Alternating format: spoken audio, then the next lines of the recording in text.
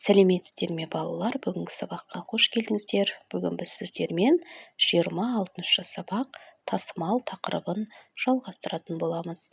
Бірінші жаттығу. Өлеңді мәнерлеп оқы. Тұсаукесер жыры.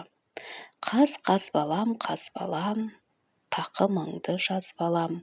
Қадамыңды қарайық, басқаныңды санайық.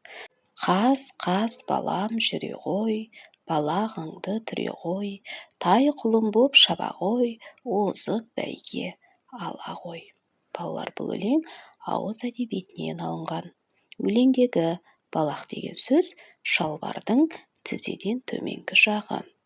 Балалар, бізге осы өлең бойынша бірнеше сұрақтар берген екен, иә? Кәнекей, сол сұрақтарға жауап берейікші. Өлең неліктен тұсаукесер жыры деп аталады? Балалар, бұл өлең тұсаукесер жыры деп аталады, иә? Өйткені ол бала алғаш қадам басқанда тұсауын кесу рәсімінде айтылады. Сондықтан да бұл өлеңді біз тұсаукесер жыры деп айтамыз, иә? Бұл жырда балалар балаға ақ жол, береке және де жақсы өмір тілейді. Тұсаукесер жыры балалар баланың жүрісі нық, өмірі жарқын болсын деген ниетпен айтылатын салт дәстүр өлеңі. Бұл өлеңді қай кезде айтады? Балалар, бұл өлеңді тұсаукесер тойында айтады, иә?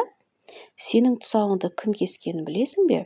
Егер де балалар тұсауларыңызды кім кескенін білетін болсаңыздар, әңгімелеп айтып берсеңіздер болады.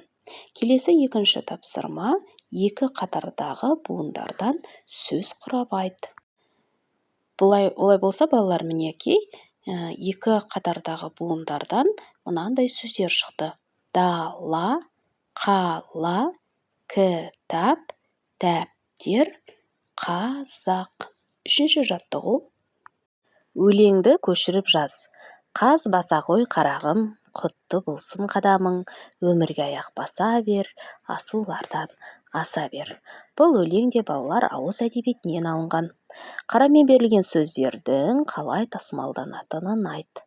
Балалар, енді біз дәптермен жұмыс жасайық, иә? Осы үшінші жаттығуды дәптерімізге бірге орындайық. Балалар, бізде қарамен берілген сөз өмірге, асулардан деген сөздер болатын, иә? Дәптерімізге өлеңді қатесіз көркем түрде көшіріп жазамыз. Кәнекей, жаза қойыңыздар.